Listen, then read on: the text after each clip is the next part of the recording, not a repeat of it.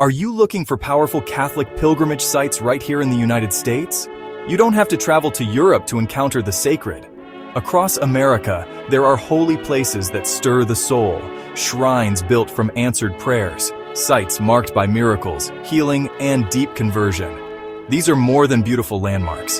They're places where grace is alive and faith becomes tangible. In this video, I'll take you to the top 5 Catholic pilgrimage sites in the USA. Places where millions have found hope, strength, and a renewed sense of God's presence. If you're longing to go deeper in your faith, or simply want to visit places that speak to the heart of Catholic tradition in America, this list is for you. Let's explore them together.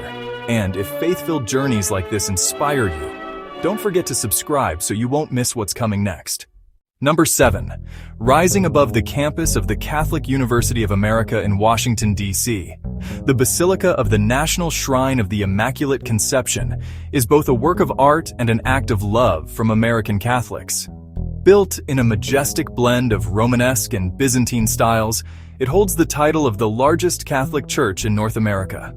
Step inside and you're met by a sweep of chapels and oratories, more than 80, each one honoring Mary under a different title from around the world: Polish, Filipino, Mexican, Lithuanian, the global church in mosaic and marble. The crypt church below is hushed and candlelit. The great upper church above blazes with color, culminating in the vast Christ in Majesty mosaic that seems to hold the entire nave in his gaze. Construction unfolded over generations, dedications, expansions, and countless pilgrim prayers layering the building with memory. People come here for big moments: ordinations, national masses, Marian feasts, but also for quiet confessions on an ordinary weekday afternoon. It's often called America's Catholic Church, not because it belongs to one city, but because it gathers the nation's devotions into one luminous place. Number 6. In northern New Mexico, at the foot of the Sangre de Cristo Mountains, stands the Santuario de Chimayo, a simple adobe chapel that has become one of the most beloved pilgrimage destinations in the United States. Though unassuming, it welcomes more than 300,000 pilgrims each year who come seeking healing, hope, and grace. Long before the present chapel was completed in 1813, the spot was regarded as holy ground. Local tradition holds that people gathered here for prayer well before Spanish settlement.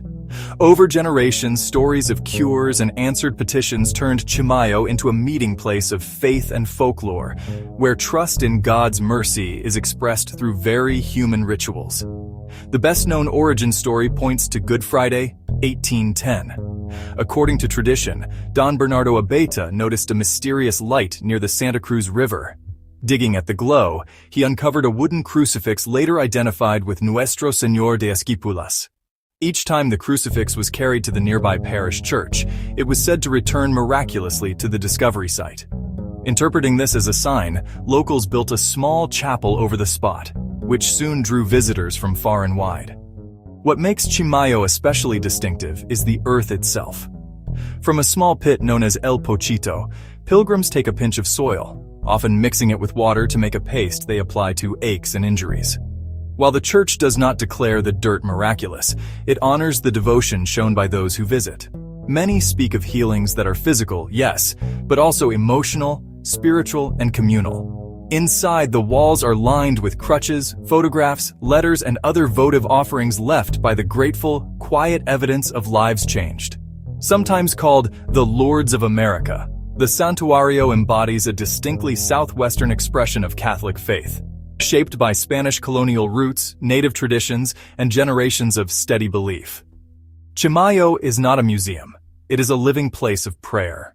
During Holy Week, tens of thousands make the journey, some walking long distances, to give thanks or to ask for help. In a hurried world, the shrine offers stillness, rather than spectacle, a place where the land itself seems to hold the whispered prayers of those who came before. Number 5. On a Berkshire hillside in Stockbridge, Massachusetts, the National Shrine of the Divine Mercy looks simple at first. Stone chapel, sloping lawns, trees that blaze in autumn. Yet this is the heart of the Divine Mercy devotion in the United States, entrusted to the Marian Fathers for decades. The daily rhythm is steady and pastoral. Mass in the chapel, generous confessions, and the chaplet prayed at 3 o'clock, the hour of mercy, like a bell through time. Jesus, I trust in you. On Divine Mercy Sunday, the grounds become a sea of prayer. Families on blankets, sisters with rosaries, priests hearing confessions under the open sky, an outdoor altar set for the feast. The paths invite unhurried walking, past the image of the merciful Jesus, through quiet groves to overlooks where the hills soften you into silence. People leave lighter than they arrived. Some speak of clear graces, others of a trust that finally settled in the chest. That is the gift here. Not spectacle but steady mercy, poured out on Eden Hill. Number 4. Amid the rolling fields of Champion, Wisconsin, far from Europe's ancient cathedrals and Rome's grand basilicas, stands the National Shrine of Our Lady of Champion. Unassuming to the eye yet unmatched in significance, it is the only Marian apparition site in the United States formally approved by the Catholic Church, a quiet, steady witness to grace in an unexpected place. The story begins in October 1859 when a young Belgian immigrant, Adele Brice, saw a radiant lady while walking a wooded path near her home. The figure appeared between a hemlock and a maple, clothed in white with a golden sash and a crown of stars. After the lady appeared twice more, Adele finally spoke. "Who are you, and what do you want of me?" The woman identified herself as the Queen of Heaven, asked Adele to pray for the conversion of sinners, and urged her to gather the children of the frontier and teach them the faith. Adele treated the request as a mission. With no institution behind her and little more than determination, she went farm to farm, catechizing, preparing children for the sacraments, and encouraging scattered families. In time, a small school opened, and a circle of laywomen formed around her work, rooted in prayer, service, and religious education. For over a century, devotion to the site grew quietly through family stories of healing and renewal. In 2010, after a formal investigation, Bishop David Ricken of the Diocese of Green Bay declared the apparitions worthy of belief, the first and only recognition of its kind in the U.S. pilgrims come year-round. Some in silence, others carrying burdens they can't carry alone. The grounds include a chapel and oratory, a rosary walk, a grotto, and a history center recounting Adele's life and legacy. Many pause at the spot of the reported apparition, leaving handwritten prayers and quiet tears. The place is simple, but its peace lingers, felt in the stillness and carried home in the heart. The message associated with Our Lady of Champion remains clear and direct. Pray for sinners, teach the faith, and stay faithful to your calling. Through the steady yes of one young woman, that call endures, not as a footnote from the past, but as living proof that grace does its work without fanfare. Number 3. In the small town of Cullman, Alabama, on the peaceful grounds of St. Bernard Abbey, sits a hidden gem of American Catholic devotion, the Ave Maria Grotto. Carved into a reclaimed 4-acre quarry, a winding hillside path reveals 125 hand-built replicas of the world's great churches, shrines, and holy places. Each miniature was crafted by a single Benedictine monk, Brother Joseph Zuetel, whose quiet perseverance turned found objects, broken tiles, marbles, bottles, shells, into chapels and cathedrals alive with detail. Sunlight catches in bits of glass and glazed pottery, and suddenly the small becomes luminous. More than craft, the grotto is a testimony to faith expressed through patience and beauty. Half the hillside traces scenes from the Holy Land, inviting pilgrims to walk from Bethlehem to Calvary in prayerful scale. You move at the speed of contemplation here, noticing what you would miss at life size. Recognized on state and national historic registers, it welcomes visitors seeking inspiration, curiosity, or simply a moment of reverence formed one humble piece at a time. And it quietly teaches that holiness too is built piece by piece. Number 2. Tucked into Pittsburgh's Troy Hill, St. Anthony Chapel looks modest from the street. Inside, it holds one of the largest collections of Catholic relics outside the Vatican.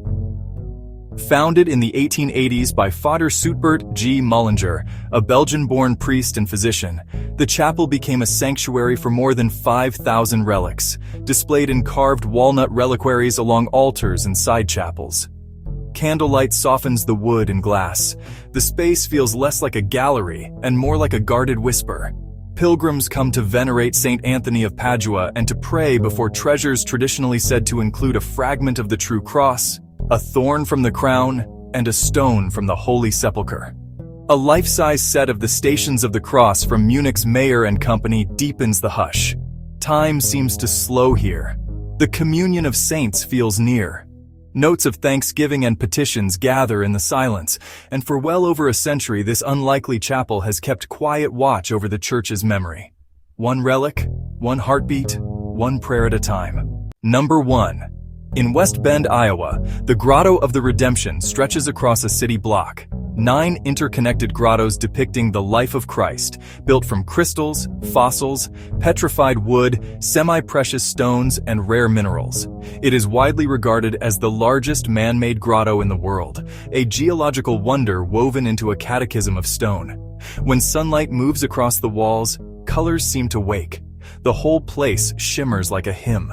Its story begins with Father Paul Dauberstein, a German-born priest who, after surviving pneumonia, vowed to honor the Blessed Virgin with a shrine. He began gathering stones, first a handful, then thousands, and in 1912 laid the first pieces of a lifetime's work. Others carried his vision forward, but the spirit is unmistakably his. Devotion made visible, prayer translated into rock and arch and curve. Today, visitors come as pilgrims and as tourists, leaving with the same quiet amazement. Listed on the National Register of Historic Places, the grotto is more than art or collection. It is a promise kept. Faith, patience, and gratitude set in rock, inviting every passerby to pause, look closely, and let wonder do its work. If this brought you a moment of peace, subscribe to keep walking with us.